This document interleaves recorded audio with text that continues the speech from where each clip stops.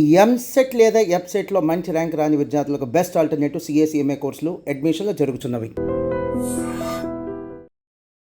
చాలా చిన్న యాంకర్ని, ఇప్పటికీ సరిగ్గా ఎస్టాబ్లిష్ కాలేదు. నాకెందుకు ఛాన్స్ ఇచ్చారు? అనంతిక ఇట్లాంటి వాళ్ళతో ఎందుకు సినిమా చేశానో మీకు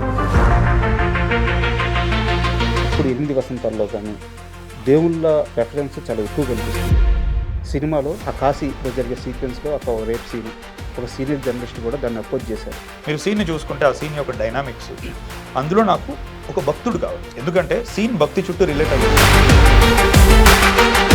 అడిగిన వ్యక్తి ఒక విలేకరి, మా నాన్న వయసు ఉంటుంది. ఘాటుగా నాకు ఇప్పుడు కూడా స్పందించబుద్ధి అవుతుంది, తిరిగి చురక పెడుతుంది. నాకు ప్రూవ్ చేయాలనే ఉద్దేశం లేదు, ఎందుకంటే నా మైండ్ అది కాదు. ఒక మహిళ ఎలా ఉండాలి, ఎంత స్ట్రాంగ్గా ఉండాలి, తన లైఫ్లో ఏం సాధించాలి, ఇలాంటి మాటలు మన రాజకీయ నాయకులు కానీ మన సమాజంలో కానీ చాలా వింటూ ఉంటాం. వాటన్నిటికీ సమాధానం మీ సినిమాలో ఉన్న హీరోయిన్ క్యారెక్టర్ శుద్ధి అయోధ్య. అలా ఉందని అంటున్నారా మీరు? అలా ఉంది. అంటే మీకు అనిపించలేదా? నేను చెప్పడం వేరు, చూసి మీరు చెప్పడం వేరు. అంటే దీనికి ఏమైనా ఇన్స్పిరేషన్ ఉందా?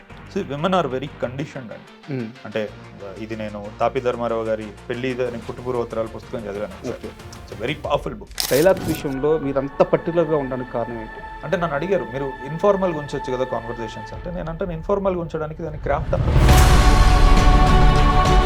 ఈ శరీరంలో నేలరాలిన ప్రతి ఆకు కోసం వసంతం రానే వస్తుంది.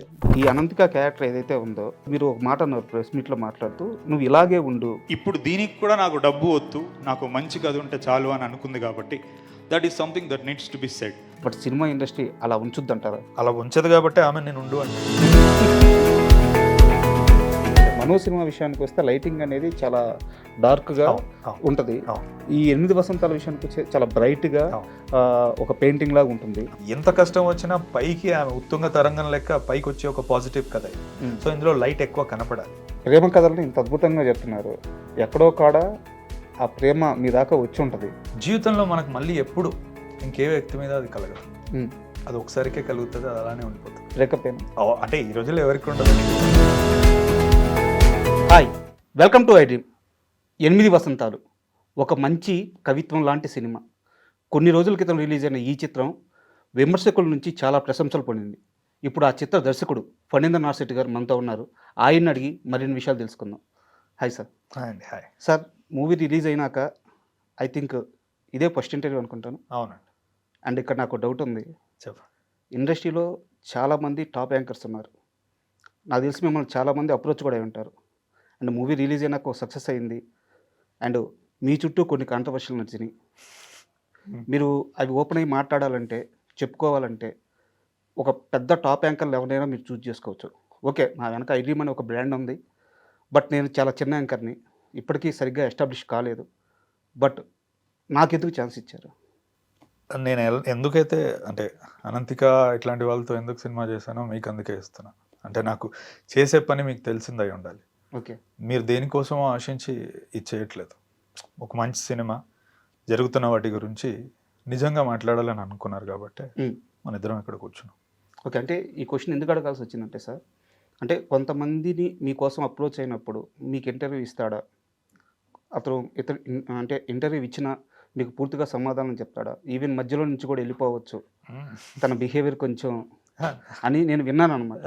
సో అంటే నాకైతే మీరు ఒక కాల్, నేను ప్రాపర్గా మీతో కమ్యూనికేట్ అయ్యాను, మీరు వివరాలు అడిగి తెలుసుకున్నారు, చాలా స్మూత్గా జరిగిపోయింది ఈ జర్నీ. సో నాకు ఎక్కడ అలా అనిపించలేదు. సో నేను ఆ క్లారిటీ ఇవ్వడానికి ఈ క్వశ్చన్ అడిగాను. అండ్ నా సైడ్ నుంచి ఇంకొక సలహా సార్, అంటే సలహా కాదు, మూవీలో ఒక డైలాగ్ ఉంటుంది, మనిషి అంటే అందం కాదు, అంటే అక్కడ స్త్రీ అంటారు, ఓవరాల్గా మనిషి అంటే అందం కాదు, వాళ్ళ స్కిల్ అండ్ వాళ్ళ ప్రవర్తన, వాళ్ళలో ఉండే ధైర్యం, వాళ్ళలో ఉండే విద్య, విద్వత్తు, ఇవన్నీ అని చెప్పారనమాట. అంటే సరస్వతీదేవి అంటే చదువు, దుర్గామాత అంటే ధైర్యం, అంతేగాని ఇక్కడ అందం కానీ బలం కానీ ఏముండదని చెప్పేసి నేను ఇప్పుడు ప్రాపర్గా, అంటే ఒక గుండెతో ఉన్నా కానీ మిమ్మల్ని అప్రోచ్ అవ్వడానికి కారణం ఏంటంటే ఆ సినిమాలో ఆ డైలాగుల వల్లే నాకు ఒక నమ్మకం వచ్చి మిమ్మల్ని అప్రోచ్ అయ్యాను. సో నేను ఇప్పుడు ఇంటర్వ్యూ క్యాబ్ తీసి చేయబోతున్నాను. మీకు ఓకేనా? అయ్యో, నాకు అంటే ఎవరి కోసం తీసిన చుట్టారు, ఎవరిని ఓకేనా అని అడగద్దు.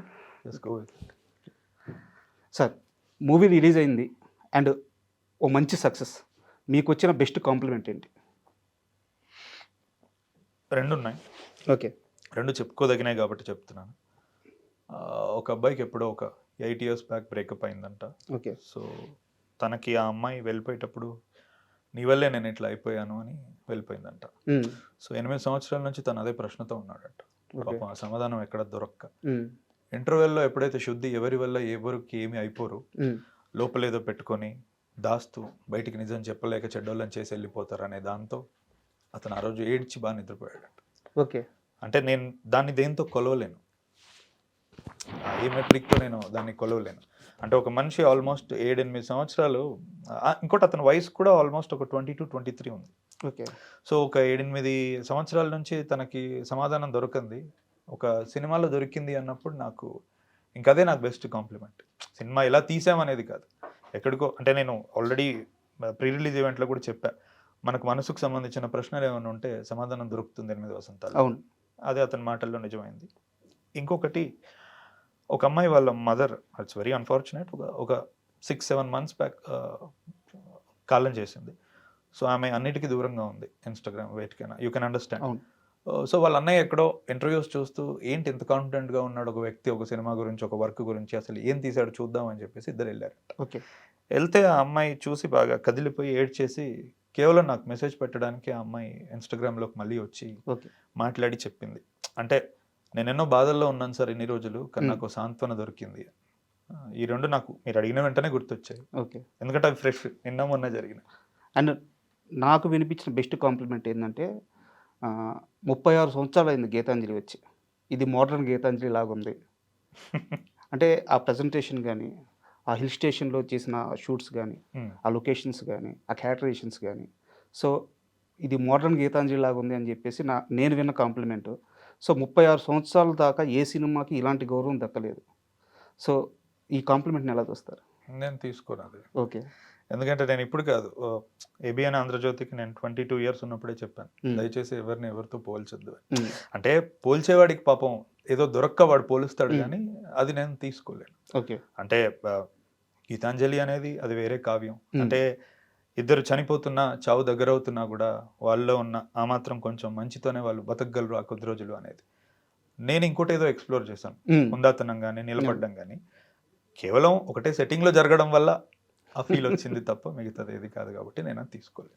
అండ్ సార్, అంటే సినిమా విషయాన్ని కాస్త పక్కన పెడితే ఈరోజు ఒక మహిళ ఎలా ఉండాలి, ఎంత స్ట్రాంగ్గా ఉండాలి, తన లైఫ్లో ఏం సాధించాలి, ఇలాంటి మాటలు మన రాజకీయ నాయకులు కానీ, మన సమాజంలో కానీ చాలా వింటూ ఉంటాం. వాటన్నిటికీ సమాధానం మీ సినిమాలో ఉన్న హీరోయిన్ క్యారెక్టర్ శుద్ధి అయోధ్య. అలా ఉందని అంటున్నారా మీరు? అలా ఉంది. ఓకే. సో అంటే మీకు అనిపించలేదా? కాదు, నేను చెప్పడం వేరు, చూసి మీరు చెప్పడం వేరు. లేదు, నేను మనస్ఫూర్తిగా ఆ మాట చెప్తున్నాను. సో అంటే ఒక స్త్రీ క్యారెక్టరేషన్ ఇంత బలంగా ఉన్నప్పుడు, ఒక స్త్రీ ఇంత స్ట్రాంగ్గా నిలబడ్డప్పుడు ఏ విషయం మీదైనా సరే, సో ఆ స్త్రీ సమాజంలో చాలా స్వేచ్ఛగా, చాలా ధైర్యంగా బతకొచ్చు. అలాంటి ఒక అద్భుతమైన క్యారెక్టర్ని ఎలా డిజైన్ చేయగలిగారు? అంటే దీనికి ఏమైనా ఇన్స్పిరేషన్ ఉందా?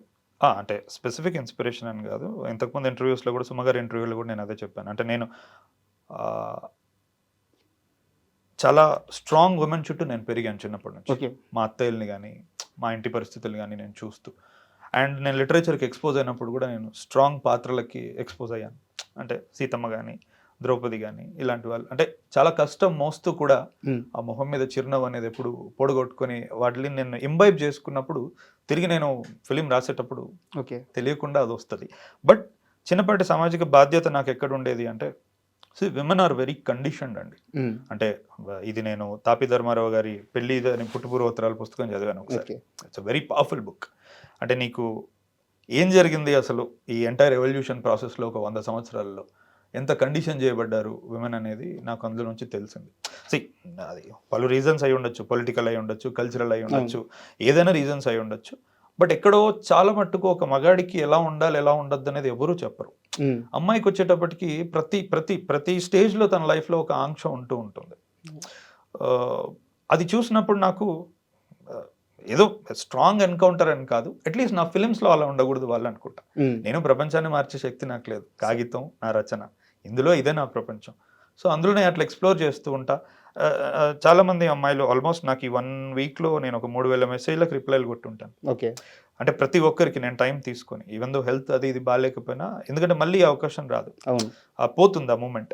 సో చాలామంది అమ్మాయిలు అందులో మా లోపల ఎక్కడో నిద్రాణం అయిపోయి ఉన్న శుద్ధి అయోధ్యాల్ని, రాణుల్ని, క్వీన్స్ని మీరు మేల్కొల్పారు అన్నారు. నేను అది అలా చేయాలని నేను చేయలేదు, కానీ ఒక మంచి కవిత్వం కానీ రచనకు కానీ అంత శక్తి ఉంది అంటే అది మంచిది. అండ్ మీరు ఏదో నాకు పర్సనల్గా ఇంటర్వ్యూ ఇచ్చారని, నా ఎదురుగా కూర్చోన్నానని నేను ఈ మాట చెప్పట్లేదు. ప్రతి అమ్మాయి చూడాల్సిన సినిమా సార్. అంటే లైఫ్లో వాళ్ళు జీవించడానికి ప్రతి ఎంతో అబ్బాయి కూడా, ప్రతి అబ్బాయి కూడా ఎందుకంటే వాళ్ళు చూస్తేనే తెలుస్తుంది ఎలా ప్రవర్తించాలని. అవును. సో లైఫ్లో ముందుకెళ్ళడానికి ఎక్కడో దగ్గర ఒక మంచి అయితే ఆ క్యారెక్టరేషన్ వల్ల దొరుకుతుంది. సో అది ఖచ్చితంగా అనిపిస్తుంది. అండ్ మీరు అనంతికతో ట్రావెల్ సినిమా గురించి మాట్లాడేటప్పుడు అమ్మాయితో ట్రావెల్ ఎలా జరిగింది, అమ్మాయి ఎలా ఒప్పుకుంది, ఇవన్నీ ముందే చెప్పేశారు మీరు. సో ఈవెన్ ప్రీ రిలీజ్ ఈవెంట్లో కూడా తను మాట్లాడేటప్పుడు మిమ్మల్ని ఏకంగా గురుస్థానంలో ఉంచి చాలా ఎమోషనల్గా మాట్లాడతాను. సినిమా రిలీజ్ అయింది, అందరూ ఇంత బాగా రిసీవ్ చేసుకుంటున్నారు. సినిమా రిలీజ్ అయిన తర్వాత తను మీతో ఏం మాట్లాడారు? మేము ఇప్పుడు మాట్లాడుకోవట్లేదు, అంటే మాట్లాడుకోవట్లేదు అంటే తను కేరళ వెళ్ళిపోయింది, నేను ఇటువైపు ఉన్నాను, పెద్దగా మాట్లాడుకోలేదు. నేను స్టేజ్ మీదనే చెప్పిన, అంటే మాట్లాడుకోవాల్సిన అవసరం మాకు పెద్దగా రాదు. అంటే తన జాబ్ తను పర్ఫెక్ట్గా పర్ఫామ్ చేసింది, తను ఎక్కడున్నా తన నిర్ణయాలు బాగుండాలి రేపు అనేది నేను కోరుకుంటా.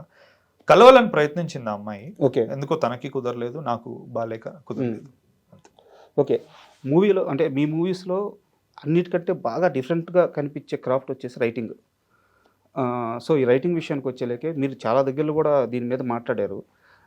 మీ డైలాగ్స్ ఏవి కూడా అంటే ఒక నార్మల్ వేలో ఉన్నట్టు కాకుండా మీరు చెప్పాలనుకున్నది ఆ ఎసెన్షియల్ అది మిస్ అవ్వకుండా చాలా డిఫరెంట్ వేలో చెప్తారనమాట. అంటే మనకి ఒక మణిరత్నం గారి సినిమా, ఒక గౌతమ్ మేనన్ గారి సినిమా, ఈ సినిమాల్లోనే మనం ఆ డైలాగ్స్ కానీ లేకుంటే ఆ డైలాగ్ డెలివరీ అయ్యే విధానం కానీ మనం వాటిని చూడగలం అనమాట.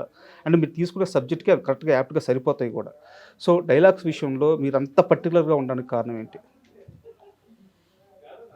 ఎందుకంటే మాట చాలా రోజులు గుర్తుండిపోతుంది. ఓకే. అంటే ఇప్పుడు మనకు లైఫ్లో కూడా కొన్నిసార్లు ఏదైనా జరిగినప్పుడు, అవమానం జరిగినా మంచి జరిగినా ఎవరైనా భుజం మీద చేసినా కూడా ఒక మాట వాళ్ళు మనతో అన్నది మనం కొన్ని సంవత్సరాలు గుర్తుపెట్టుకుంటాం. ఆ రోజు మనం ఏం తిన్నాము, ఏం బట్టలు వేసుకున్నాము, ఏ కారు ఎక్కాము, ఎక్కడికి వెళ్ళాము అని మర్చిపోతాం. మాట మట్టుకు మనం గుర్తుపెట్టుకుంటాం. అది మంచిగా చెడైనా మంచిగా చెడైనా మాటకు అంత శక్తి ఉంది. ఇప్పుడు సత్యమేవ జయతే అంటారు, ఎప్పుడు పుట్టిందో తెలియదు ఈ మాట, ఈ రోజుకి రూపాయి బిల్ల మీద ఉంటుంది. సో మాటకి ఏంటంటే అంత పవర్ ఉంటుంది. కాబట్టి మనం చెప్పాలనుకున్నది, అందుకే అంటే నన్ను అడిగారు మీరు ఇన్ఫార్మల్గా ఉంచవచ్చు కదా కాన్వర్జేషన్స్ అంటే, నేను అంటాను ఇన్ఫార్మల్గా ఉంచడానికి దాన్ని క్రాఫ్ట్ అనడం ఎందుకు? ఎవరికి ఇచ్చినా వాడు రాయగలిగితే దానికి ఒక క్రాఫ్ట్ స్థాయి ఎందుకు? ఇప్పుడు పరచూర్ బ్రదర్స్ గారు ఒకప్పుడు రాసేవాళ్ళు, త్రివిక్రమ్ గారు రాసేవాళ్ళు, సాయి మాధవ్ బుర్ర గారు రాస్తున్నారు, జంధ్యాల గారు రాశారు. అంటే వీళ్ళు ఎందుకు స్టాండ్ అవుట్ అయ్యారు అంటే మిగతా వాళ్ళలా కాకుండా డిస్టిల్డ్ కాన్వర్జేషన్. జావేద్ అఖ్తర్ కూడా one of the most eminent writers Indian హిస్టరీలో. వాళ్ళు చెప్పింది అదే, సినిమాకి వచ్చేటప్పటికి నీ పాత్ర ఏం మాట్లాడుతున్నాడు అనేది నువ్వు కాచి వడపోసి తీసుకురావాలి, అప్పుడే ఆ మాటకు విలువ ఉంటుంది. ఇప్పుడు అమితాబ్ బచ్చన్ అంటాడు మే ఫేకేవా పైసాకు నే ఉటాతా అంటాడు, అంటే చాలా చిన్న వ్యక్తి నేను పడేసిన డబ్బులు ఎత్తుకోను అంటాడు. సో అది అలా నిజంగా బయటపడి మాట్లాడు, పాత్ర మాట్లాడాలి. అది ఎంతో మందికి ఒక దిశ చూపిస్తుంది. ఆ ఒక్క డైలాగ్ ఆ క్యారెక్టరేషన్ కి ఎస్టాబ్లిష్ చేస్తుంది, ఆడియన్స్ కి అర్థమయ్యేలా చెప్తుంది. ఇంకొకటి ఇలా బతకాలని కూడా ఎక్కడో చెప్తుంది. అంటే ఇప్పుడు నువ్వు బూట్లు తుడిచేవాడివైనా సరే డబ్బులు నీ చేతికి ఇవ్వాలి, పడేయకూడదు. అందరూ అలా తీసుకుంటారేమో, ఈ వ్యక్తి ఇలా తీసుకోడు, ఇలా తీసుకోకుండా ఉండడం మంచిదని చెప్తుంది ఆ మాట. ఓకే. సో అందుకు మాటకు అంత విలువ ఉంది. రాసేటప్పుడు కూడా నేను కూడా, అంటే చాలా మంది ఏదో అంటారు నీకు పోయట్రీ వచ్చు, లేకపోతే పదాలు బాగొచ్చు కదా అని మాకు చూపించుకోవాల్సిన అవసరం లేదండి. నేను 22 years ఉన్నప్పుడు మధురంలో రాశాను, అంటే శిశిరంలో నేలరాలిన ప్రతి ఆకు కోసం వసంతం రానే వస్తుంది అని. మనులో క్షణికం నుండి శాశ్వతంలోకి అని రాశాను. అంటే అది రచయితకు స్వతహాగా వస్తాయి, చూపించుకోవాలనే ఆరాటం ఏం లేదు. నేను ఏ ఒక్క మాట మాట్లాడకుండా మనం 2 గంటలు తీశాను, ఓన్లీ విజువల్ వొకాబులరీతో ముందుకెళ్ళేది. అవసరమైనప్పుడు మాట వస్తుంది. ఈ అనవసరమైన సలహాలు మాటలు ఇవన్నీ నాకు ఎన్నో వస్తూ ఉంటాయి. I don't mean any disrespect, నేను అలా విని అలా వదిలేస్తూ ఉంటాను. సో ఫైనల్గా మీ స్ట్రెంత్ మీది అండ్ మీ భావజాలం మీది. భావజాలము స్ట్రెంత్. ఇంకోటి ఏంటంటే అవసరమైతేనే, ఇంకోటి నేను ఇన్ఫార్మల్గా తీయట్లేదండి ఫిలిమ్స్. అంటే ఇప్పుడు నా సినిమాలో ఒక 4 స్నేహితులు కలిసి గోవాకు ఏదైనా ఎక్కడికైనా వెళ్తే వాళ్ళ మధ్యలో చాలా ఫార్మల్గా వచ్చేస్తాయి. అరే తాగినావా, ఏంద్రావా, బీర్ కేసు తీసుకొచ్చినావా, నార్మల్గా ఉంటుంది. లేదంటే ఒక అబ్బాయి అమ్మాయి ప్రేమలో పడుతుంటే కాలేజ్ లవ్ స్టోరీ ఉంటే అలా ఉంటుంది.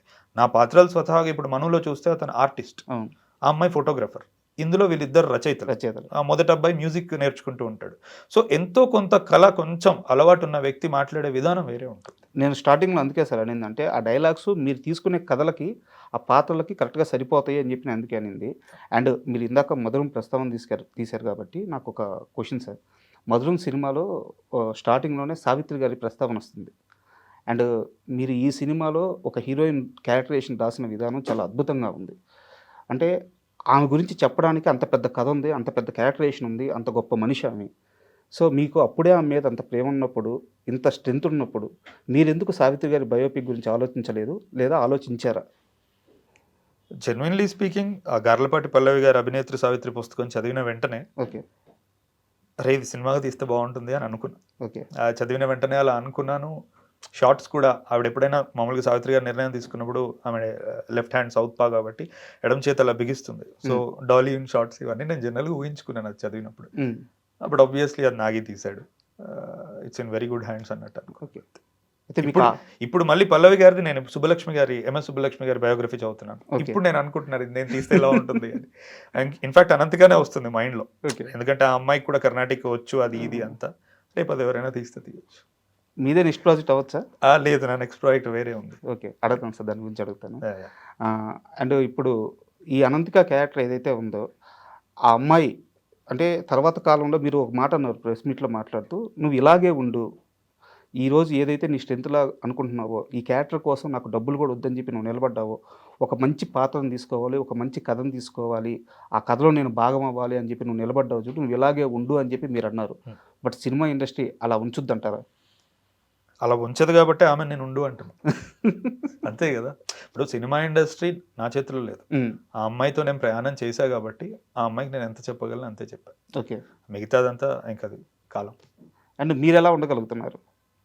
నేనా అంటే 2010 ఇయర్ తప్పు అయితే సారీ సార్, 2012 మధురం, 2012 బ్యాక్ స్పేస్, 2014 మధురం, 2018 మను, అవును, 2025 8 వసంతం. సో ఈ మొత్తం జర్నీలో మీరు ఎక్కడా కూడా మీరు అనుకున్న ఆ లైన్ అయితే దాటలేదు. సో మీరు ఎలా ఉండగలుగుతున్నారు? It is just the way I am. లేదు సార్, అంటే ఇంకోటి చెప్తాను, మీరు అడిగారు కాబట్టి చెప్తున్నాను. అంటే మళ్ళీ ఏదో ఏది మాట్లాడినా ఏదో అరగన్స్ అది ఇది అని అనుకుంటారు. నిజం ఏంటంటే, అంటే తనను గుర్తించుకున్న వ్యక్తి ఈ ప్రపంచం నుంచి గుర్తింపు కోరుకోడు సార్. నాకు ఫార్చునేట్లీ డీప్ స్పిరిచువాలిటీ, ఆధ్యాత్మికత ఇట్లాంటి వాటిల్లో నేను ఆల్మోస్ట్ ఒక 6-7 ఇయర్స్ నుంచి ఉంటున్నాను సార్. సో నేనేంటో నాకు తెలుసు, నా బలం ఏంటో తెలుసు, నా బలహీనత ఏంటో తెలుసు, మంచితనం ఏంటో తెలుసు. సో నాకు ఒక ఆరోగ్యకరమైన సంబంధం ఉంది. ఇది తెలిసినప్పుడు నేను ప్రపంచం నుంచి ఏది కోరుకోను. అలాంటప్పుడు మరి ఎందుకు సినిమా తీస్తున్నావు అని అడగచ్చు. Exactly, I'll come there. అంటే నేను సినిమాని ఒక రెస్పాన్సిబిలిటీ అనుకుంటా, ఒక కాంట్రిబ్యూషన్ అనుకుంటా. అంటే నేను ఇప్పుడు ఇంతకుముందు మీకు చెప్పాను, ఎక్కడో ఎవరో కన్నీళ్ళు తుడుచుకున్నారు. నేను డబ్బు కోసం నేను తీయట్లేదు, పేరు కోసం అసలే తీయట్లేదు నేను. సో ఇది వద్దనుకున్న వ్యక్తికి ఇంకా వాడు చాలా మూలాలకు వెళ్తాడు. నేను ఎందుకు తీస్తున్నానో తెలిసినప్పుడు నాకు నచ్చినప్పుడే తీసుకుంటూ కూర్చుంటాను. అందుకు నేను సస్టైన్ అవ్వగలుగుతున్నా. బికాస్ నాకు వేరే వాటి మీద లేదు, బ్యాంక్ బ్యాలెన్స్ మీదనో పేరు మీదనో లేదు. ఈ రోజుకి ఫణీంద్ర నరసింహ ఫిలిం అంటే హ్యూజ్ ఆడియన్స్కి తెలియకపోవచ్చు, కానీ కేవలం ఆ పేరు చూసి వచ్చే వాళ్ళు ఉన్నారు. అంటే ఈ క్వశ్చన్ ఎందుకు అడిగానంటే సార్, మధురం తర్వాత మీరు ఎంత పెద్ద నిర్మాతలతో కూర్చున్నారో నాకు తెలుసు, మీకు ఎంత పెద్ద ప్రాజెక్టులు వచ్చినాయో నాకు తెలుసు. సో వాటన్నిటికీ నో చెప్పడం అనేది చాలా పెద్ద విషయం. సో మీరు నో చెప్పారు. నో చెప్పిన తర్వాత నెక్స్ట్ ఫిల్మ్కి ఎంత టైం పట్టింది? 4 years పట్టిందా సార్? 4 years పట్టింది. సో ఇంత ఓపిక, ఇంత స్థితప్రజ్ఞత ఎలా వచ్చింది? అంటే ఏది ఉంటుంది ఏది ఉండదు అనేది తెలుసుకున్నప్పుడు ఆటోమేటిక్గా మనం నిలబడగలుగుతాం. అంటే దేని వెనక నువ్వు పరిగెడితే ఎంతున్నా అది మళ్ళీ మారుతుందో, ఏదైతే నువ్వు పట్టుకొని కూర్చున్నప్పుడు చివరి వరకు అది ఉంటుందో నీకు తెలిసినప్పుడు నీకు ఆటోమేటిక్గా ఆ శక్తి వస్తుంది, స్థిమితంగా ఉండగలిగే శక్తి నీకు వస్తుంది. ఎందుకంటే ప్రపంచం చాలా మట్టుకు వేటి వెనుక పరిగెడుతూ ఉంటుంది. ఎంత పరిగెట్టినా ఇంకా ఆ దాహం తీరదు, రేపింకా. నాకు అలా కాదు. నేను క్లియర్ కట్గా అనుకున్నాను. ఇది చూశాక చాలామంది, అంటే అదేదో ఒక మెసేజ్లా చెప్పాలని నేను అనుకోలేదు, కానీ అరే ఒక అమ్మాయిలో ఎంత బలం ఉంటుందా అనే ఉద్దేశపూర్వకమైన రచన నేను చేద్దామని అనుకున్నా. ఓకే, అందుకు నాకు ఆ స్త్రీ మనసులోపలికి వెళ్ళడానికి నాకు టైం పట్టింది. ఓకే, ముఖ్యంగా రాయడము విషయం కాదు, ఏం రాస్తున్నాము, ఎందుకు రాస్తున్నాము అనే ఒక స్థిమితానికి మనం రావడానికి టైం పడుతుంది. ఓకే, అది. అంటే ఇప్పుడు మహానటి కూడా ఎందుకు ఈజీ అయిందంటే, ఈజీ అని నేను అనట్లేదు, అది పల్లవి గారు ఒక పుస్తకం రాసి పెట్టేశారు అక్కడ. శుద్ధి అలా కాదు, నేను పుట్టించారు ఆ క్యారెక్టర్. కాబట్టి నాకు ఇప్పుడు స్క్రాచ్ నుంచి క్రియేట్ చేయాలి కదా నేను. ఖచ్చితంగా. ఎంతగా అంటే అది నిజమా అన్నంతగా ఆ పాత్ర. అందుకు నాకు టైం పట్టి. అండ్ ఇప్పుడు మీతో మాట్లాడుతుంటే స్పిరిచువాలిటీ అంటే ఆ మాటలు కానీ అవన్నీ మనకు అర్థమవుతుంది. అండ్ మీ సినిమాల్లో మధురంలో కానీ మనులో కానీ ఇప్పుడు 8 వసంతాల్లో కానీ దేవుళ్ళ రెఫరెన్స్ చాలా ఎక్కువ కనిపిస్తుంది. ఈవెన్ హీరోయిన్కి తను మళ్ళీ కెరీర్ మీద ఫోకస్ చేయలేనప్పుడు మీరు ఒక సీన్ తీస్తారు, దాంట్లో అమ్మాయికి భగవద్గీత ఇస్తారు చేతికి. ఒక కష్ట సమయంలో భగవద్గీత చదువు అని ఒక డైరెక్టర్ సినిమాలో చెప్పారు అంటే వారికి ఆ మతం మీద కానీ ఆ దేవుళ్ళ మీద కానీ ఎంత విశ్వాసం ఉందో అర్థమైపోతుంది. బట్ ఇదే సమయంలో మీ మీద ఒక కాంట్రవర్సీ వచ్చింది సినిమాలో. ఆ కాశీలో జరిగే సీక్వెన్స్లో ఒక రేప్ సీను, ఒక సీనియర్ జర్నలిస్ట్ కూడా దాన్ని అపోజ్ చేశారు ప్రెస్ మీట్లోనే బహిరంగంగానే.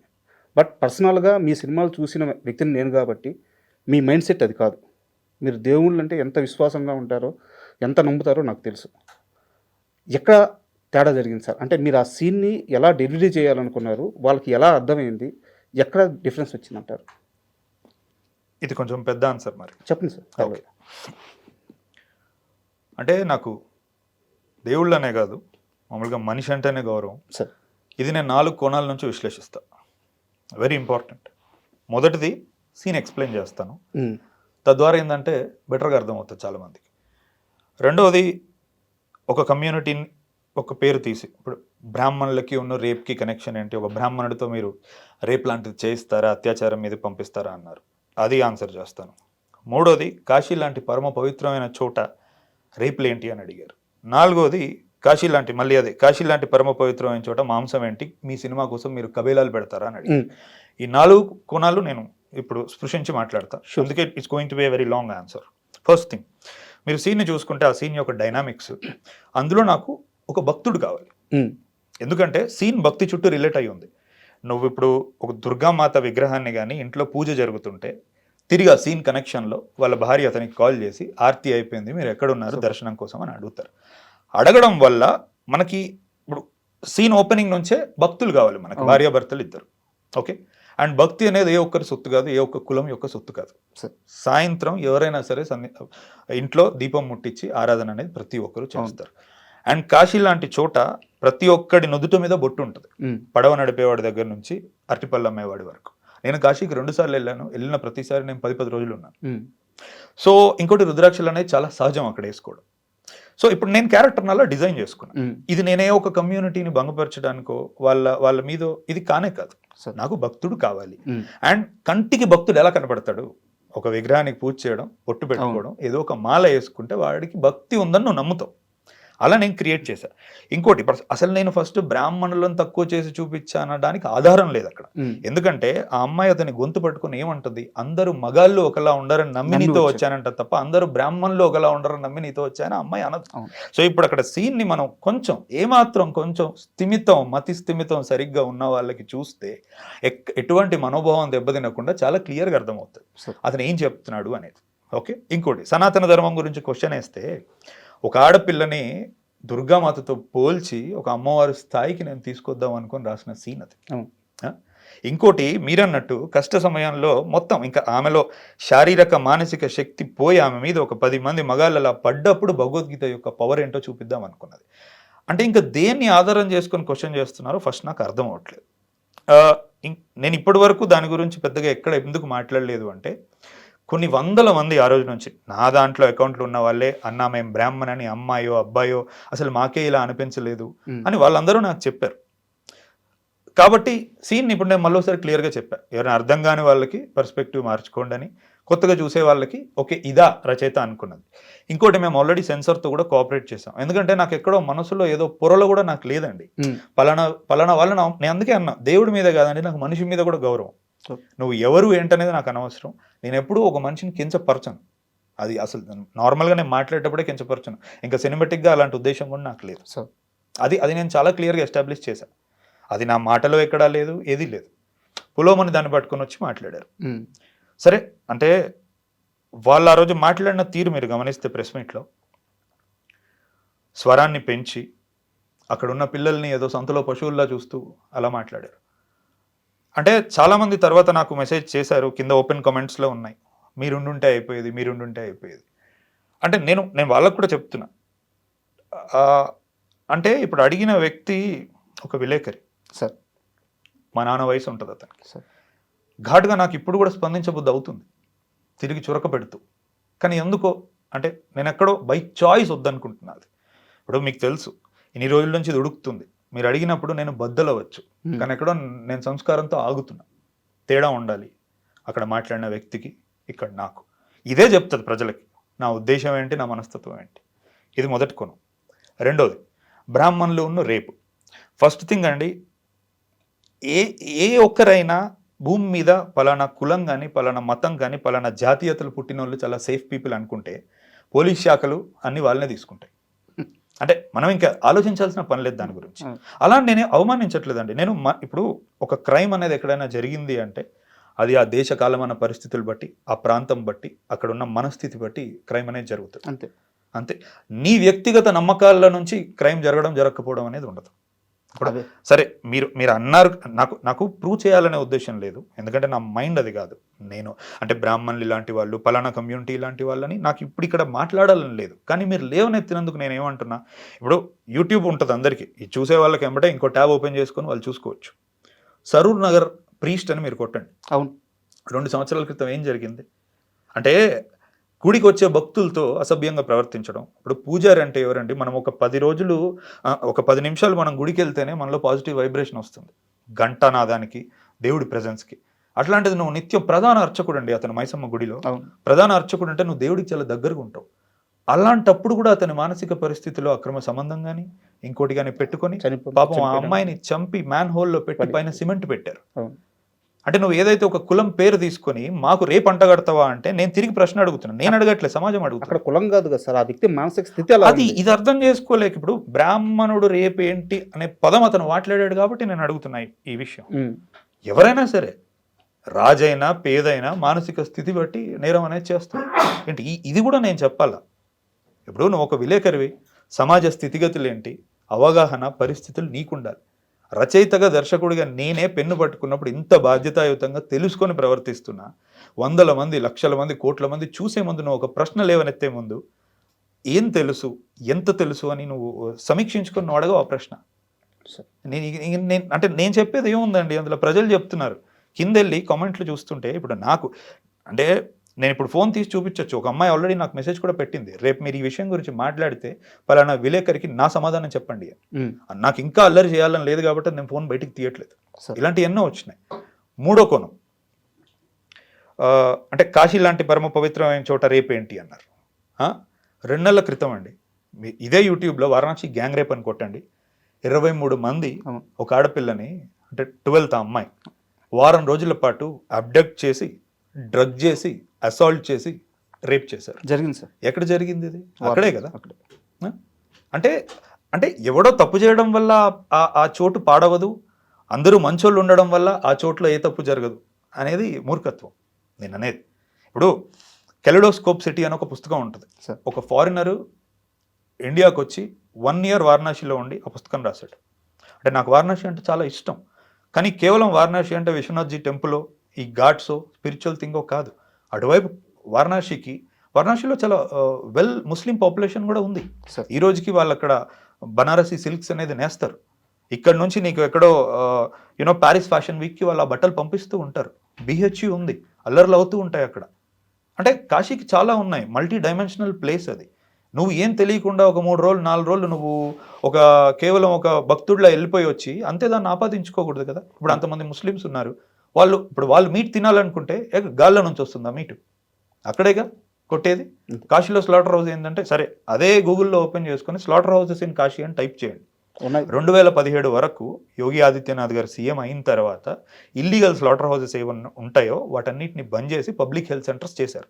వాటిని ఆయుష్మాన్ ఆరోగ్య కేంద్ర అంటారు. ఇప్పటికీ 1300-1400 స్క్వేర్ ఫీట్లో ఉన్న ఎన్నో కబేలాల్ని, స్లాటర్ హౌసెస్ని వాళ్ళు ఇప్పుడు మారుస్తున్నారు.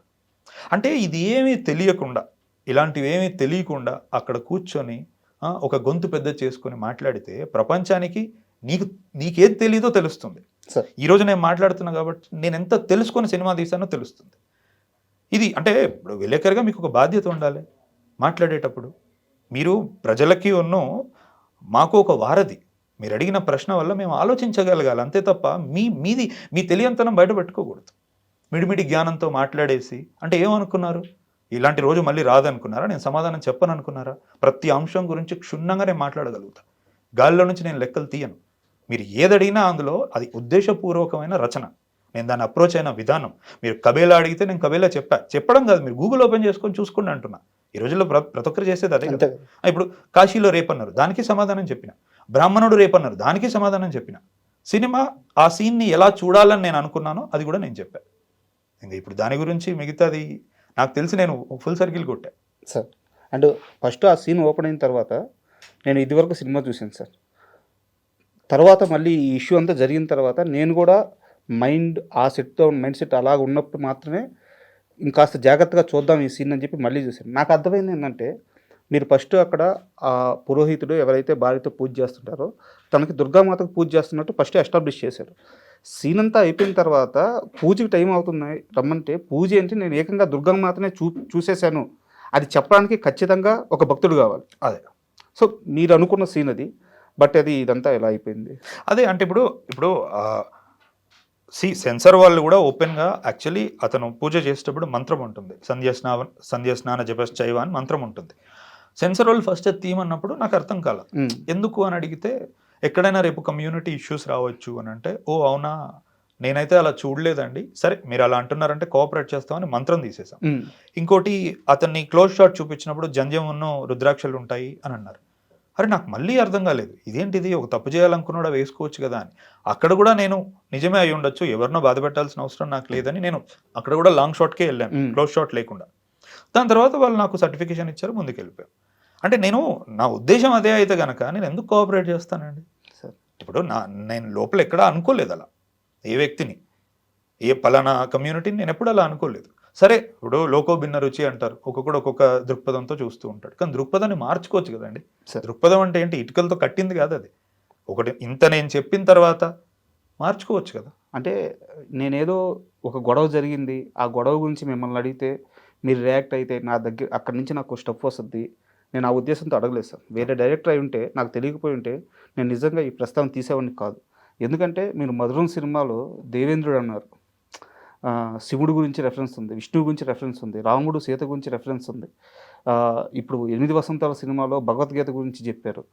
సో అంటే మీ సినిమాలో ఎక్కడో దగ్గర వీటి గురించి ప్రస్తావిస్తూ ఇంత నాలెడ్జ్ ఉన్న మనిషి ఈ తప్పు చేసి ఉండడే అని నాకు అనిపించి నేను ఈ ప్రస్తావన తీసుకొచ్చాను. అంతేగాని ఈ గొడవని ఇంకాస్త పెద్ద చేయాలను ఆ ఉద్దేశం లేదు సార్ నాకు. అంటే మీరు తీసుకొచ్చింది కూడా మంచిదే, ఎందుకంటే చాలా మంది నా నుంచి సమాధానం కోరుకున్నారు. అంటే నేను రిటర్న్ ఫామ్ లో ఇస్తే కూడా చాలా మంది మా టీంలో కానీ బయట ఆడియన్స్ కూడా అన్న ఒక వీడియో పెట్టండి అంటే, ఒకటి నాదంత సంకుచితమైన మనస్తత్వం కాదు, ఏదైనా జరిగిన వెంటనే ఇమీడియట్గా దానికి ఒక వీడియో పెట్టి రిపోర్ట్ చేసే అంత. I believe in writing. అంటే నీకు డిప్లొమసీ అనేది అట్లనే వర్కౌట్ అవుతుంది, రాతపూర్వకంగానే చాలా చెప్పొచ్చు. సరే ఇలాంటి ఒక రోజు వచ్చిన రోజు అది మీరు అడిగితే సమాధానం చెప్దాం అనుకున్నాను తప్ప మీరు కూడా అంటే I should thank you for asking it. ఎందుకంటే ఇప్పుడు ఆబ్వియస్లీ ఇది అడగకుండా మనం ఇంటర్వ్యూ పెట్టామంటే కింద అందరూ అదే క్వశ్చన్ అడుగుతారు. అంటే మనం కళ్ళు మూసుకొని పాలు తాగుతూ ప్రపంచం చూడట్లేదు అనుకోవద్దు కదా. సో ఇన్సిడెంట్ కాస్త పక్కన పెట్టేది సార్. మీరు చాలా సంవత్సరాల నుంచి మీడియాను చూస్తూ వస్తున్నారు, ఫిల్మ్ జర్నలిజం చూస్తూ వస్తున్నారు. ఇప్పుడున్న ఫిల్మ్ జర్నలిజం చూస్తే, ఈ రివ్యూ సిస్టమ్స్ కానీ, ఈ రివ్యూవర్స్ని కానీ, ఈ ఫిల్మ్ జర్నలిజం చూస్తుంటే మీకు ఎలా అనిపిస్తుంది? ఓపెన్గా చెప్పేసేయండి, మీకు ఎలా అనిపిస్తుంది? అంటే ఇప్పుడు నాకు ఫస్ట్ థింగ్ ఫిల్మ్ జర్నలిస్టులు అంటే చాలా ఇష్టం అండి. అంటే నేను పసుపులేటి రామారావు గారి పుస్తకాలు కానీ, హెచ్ రమేష్ బాబు గారి పుస్తకాలు కానీ ఇవన్నీ నా దగ్గర ఉన్నాయి, సంకలనాలు. ఇప్పటికీ నేను చదువుతూ ఉంటాను. అంటే నాకు వాటి వల్ల దాసరి గారి వర్కింగ్ స్టైల్ కానీ, ఎన్టీఆర్ గారిలో ఉన్న సీనియర్ ఎన్టీఆర్ గారిలో ఉన్న క్రమశిక్షణ కానీ నాకు ఇలాంటివి చాలా తెలుస్తూ ఉంటాయి. అంటే మళ్ళీ ఇప్పుడు నేను ఏదైనా చెబితే అరే ఇలా చెప్తున్నాడు అలా చెప్తున్నాడు ఫిలిం జర్నలిస్టులకు వాళ్ళ బాధ్యత అన్నట్టు అంటారు, కానీ ఎక్కడో థింగ్స్ ఆర్ నాట్ రైట్ అండి. ఓకే, ఇది అందరికీ తెలుసు, ఒప్పుకోవట్లేదు. ఎందుకంటే there is a difference between reviewer and critic. Reviewer కేవలం బ్లంట్గా టికెట్ కొనుక్కున్నాం కాబట్టి వాడు అభిప్రాయాలు మట్టుకే చెప్తాడు, బాధ్యత తీసుకోడు. క్రిటిక్ అలా కాదు. క్రిటిక్ ఏంటంటే సినిమా ఇన్ జనరల్ అండ్ ఒక దర్శకుడి యొక్క ఎక్స్ప్రెషన్ ఇన్ పర్టికులర్ని తను బేరీజ్ వేసి మాట చెప్తాడు. అందుకే నిజమైన క్రిటిక్స్ చెప్పిన మాటల్ని చూసి మారిన ఫిల్మ్ మేకర్స్ ఉన్నారు ఈ ప్రపంచంలో. అంత శక్తి ఉంటుంది ఫిల్మ్ క్రిటిసిజంకి. నీకు అందుకే క్రిటిసిజం అనేది అవతల వ్యక్తి బాధపడకుండా, ఎందుకంటే అందరు క్రియేటివ్ పీపుల్ మేము, అంటే మ్యూజిక్ డైరెక్టర్లైనా, యాక్టర్లైనా, నేనైనా, నిర్మాతలైనా, ఎవరైనా చాలా సున్నితమైన పీపుల్. మేము సున్నితంగా ఉంటాం కాబట్టే ఈరోజు మేము వేరే వాళ్ళ మనసుల్ని తడమగలుగుతాం. అలాంటి సున్నితమైన వ్యక్తులకి వాళ్ళ వర్క్ గురించి చెప్పేటప్పుడు ఏ పద్ధతిలో చెప్పాలి అని తెలుసుకోవడమే క్రిటిసిజం. ఓకే, అది కర్ర విరగకూడదు, పాము చావాలి. ఇప్పుడు రివ్యూవర్స్కి అది ఉండదు. అలా నేనేం తప్పు పట్టట్లేదండి. నిజంగా చాలామంది సరిగ్గా అంటే రివ్యూ చేసేటప్పుడు ఏంటంటే కొంచెం బాధ్యతగా ఉండమని అన్నాను. మీరు ఇప్పుడు తీశారు కాబట్టి అర్హత గురించి కూడా మాట్లాడొచ్చా? అర్హత నాకుందా? అడుగుతారు. సో మనం నెక్స్ట్ వెళ్దాం దానికి. ఓకే. అండ్ మళ్ళీ ఒక్కసారి సినిమా విషయానికి వస్తే ఫస్ట్ హాఫ్లో హీరోయిన్ క్యారెక్టరేషన్ మొత్తం మీరు రాసుకున్న తర్వాత, ఆ లవ్ ట్రాక్ మొత్తం నడిచిన తర్వాత, ఆ అమ్మాయి ఎక్కడో అతను వదిలి వెళ్ళిపోవడం, సో తను ఆ బాధలోకి వెళ్ళిపోవడం, ఇదంతా సినిమా చూస్తూ వచ్చాను. ఇంటర్వెల్ టయానికి తనకు ఆ పెయిన్ బాగా మైండ్లో కానీ బాడీలో కానీ మొత్తం ఆ పెయిన్ అనుభవిస్తూ ఉంది. బట్ ఎక్కడ ఈ అమ్మాయి ఏడ్సద్దో, ఈ అమ్మాయి కంటిలోంచి నీరు వస్తుందో నేను భయపడ్డాను. ఎందుకంటే ఆ అమ్మాయి కానీ అక్కడ ఏడ్చి ఉంటే అప్పటిదాకా మీరు చూపించిన క్యారెక్టరేషన్ మొత్తం పడిపోయింది. ఒక కస్టమర్ రాగానే అమ్మాయి కూడా ఏడ్చేసింది. బట్ అక్కడ అమ్మాయి ఏడ్చింది కానీ మీరు రెయిన్ వాడారు. ఇది నాకు అనిపించిందా, మీరు చాలా కాన్షియస్గా తీసుకున్న అక్కడ రెయిన్ ఉండాలని నిర్ణయమా? లేదు, రెయిన్ అనేది ఒకటి అంటే ఆల్రెడీ మనం ఆమెకి జ్వరము, ముక్కు పుడక గుట్టించుకున్న తర్వాత నుంచి ఒంట్లో బాగాలేదని ఎస్టాబ్లిష్ చేశాము. అండ్ ఇంకోటి ఒక డీప్ ఎమోషనల్ యాంప్లిఫికేషన్ కోసం నేను రెయిన్ వాడాను. ఓకే, అలాగే ఆమెకు రెండో ప్రేమ కథలో కలిసేటప్పుడు కూడా రెయిన్ వాడాను. ఇంకోటి అంటే మీరు అన్నది నేను కరెక్ట్ చేస్తున్నాను అనుకోవద్దు, బట్ ఎంత స్ట్రాంగ్ వ్యక్తి అయినా ఏడిస్తే తప్పు లేదు. ఎందుకంటే ఇప్పుడు రామాయణంలో ఒక ఇంపార్టెంట్ ఎగ్జాంపుల్ ఉంటుంది. సీతమ్మని అలా తీసుకెళ్ళిపోయిన తర్వాత మొట్టమొదటిసారి మనం రాముడు తనకి ఏదైతే మొదటి నుంచి ఉంటుందో ఆ నిగ్రహాన్ని మనం కోల్పోవడం చూస్తాం. లిటరల్గా తను ప్రతి చెట్టుని పుట్టని పట్టుకొని అడుగుతాడు, పిచ్చి పట్టినట్టు బాధపడి ఏడుస్తూ ఉంటాడు. అప్పుడు లక్ష్మణుడు అతనికి ధైర్యం చెప్తాడు. అంటే ఇప్పుడు జితేంద్రియుడు అంటాడు, ఇంద్రియాలని కంట్రోల్లోకి తెచ్చుకున్న ఒక వ్యక్తి అంటాం. అట్లాంటి వ్యక్తికి కూడా కళ్ళలో నీళ్ళు ఆగలేదు.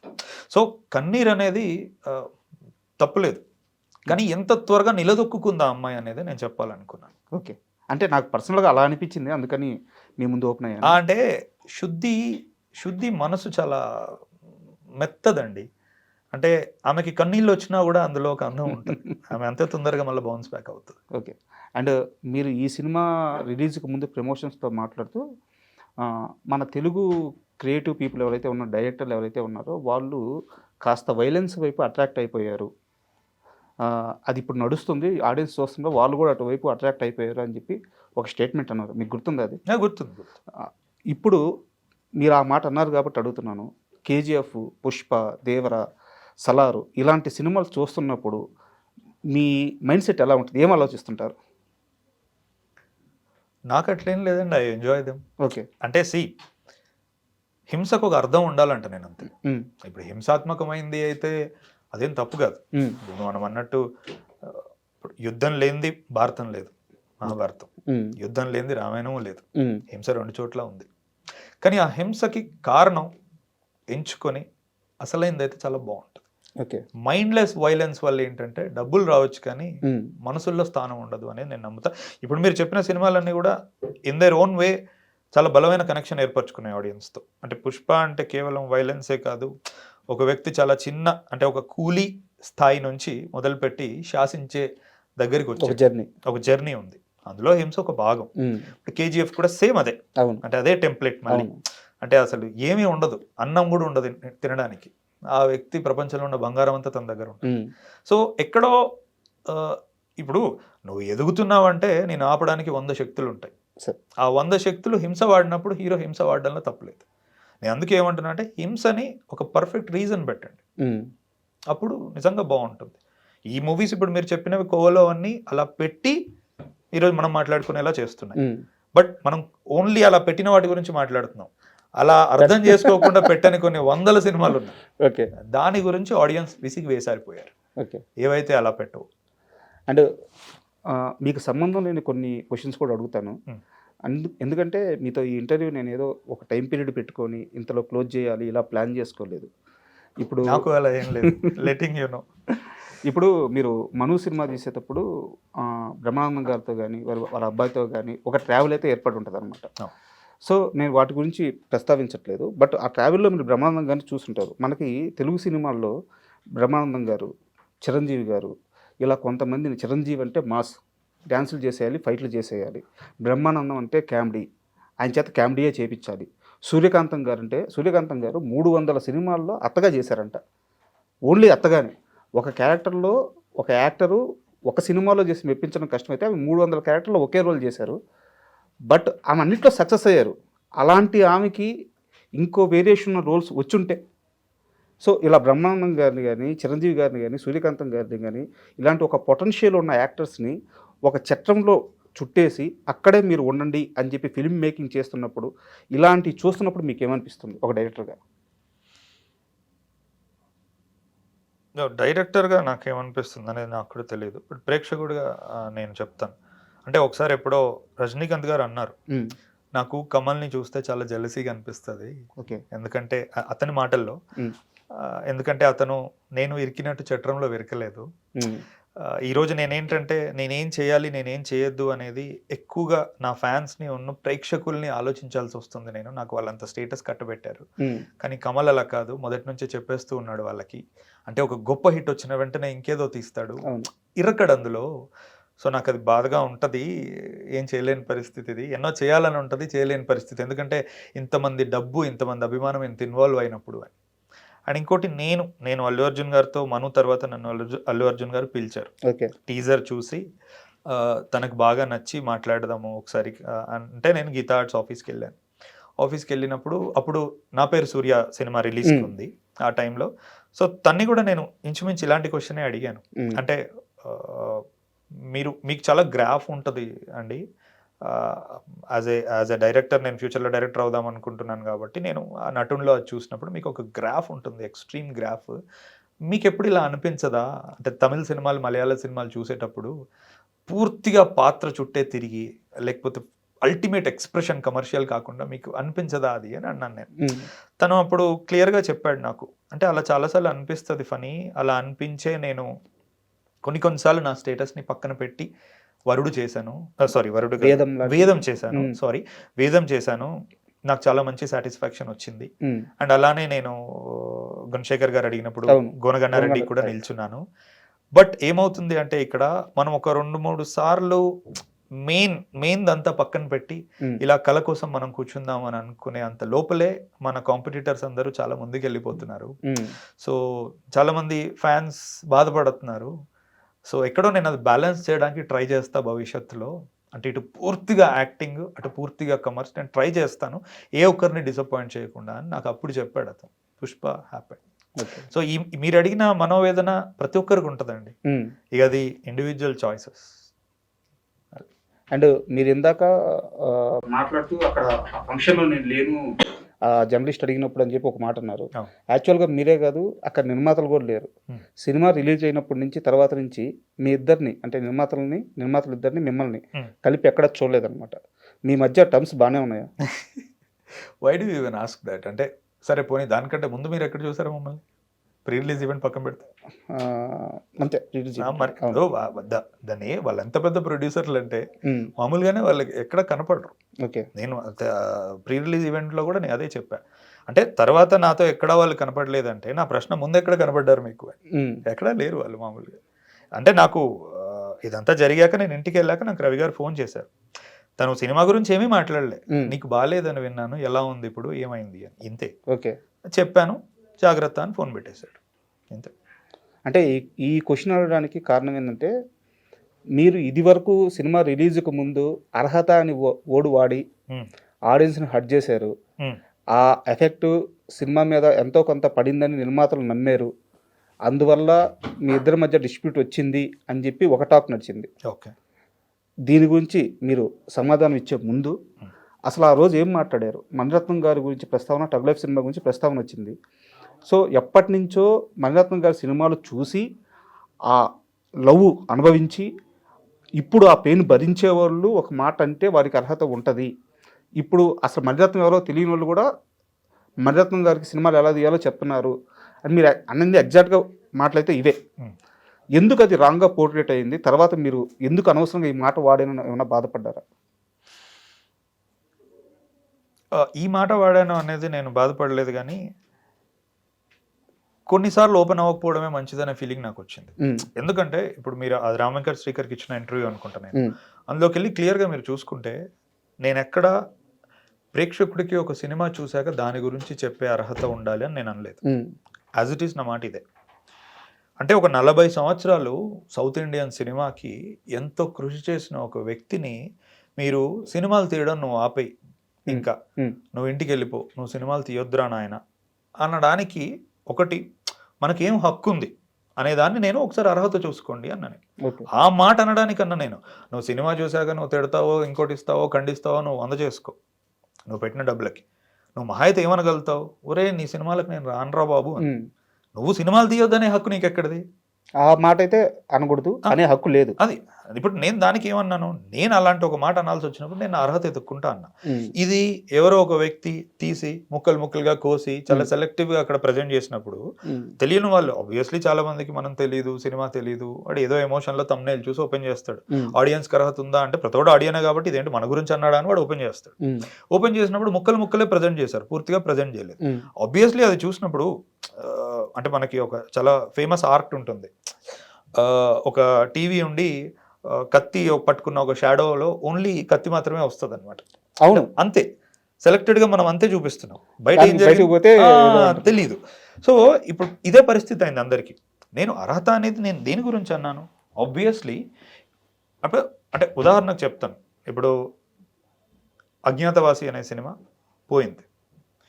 పోయినప్పుడు ఫ్యాన్స్ అయినా ఇంకొకరైనా త్రివిక్రమ్ గారిని ఇదే మాట అంటే నువ్వు సినిమాలు తీయడం ఆపే ఇంకా అంటే ఎవరైనా ఎలా యాక్సెప్ట్ చేస్తారు? అంటే ఈరోజు తెలుగు భాష, తెలుగు డైలాగ్ని తను ఒక 15 years తన భుజాల మీద మోసి అసలు ఆర్ట్ ఆఫ్ డైలాగ్ రైటింగ్ అంటే ఏంటి అని సాధారణ ప్రేక్షకుడు అప్రిషియేట్ చేసేలా చేశాడు అతను.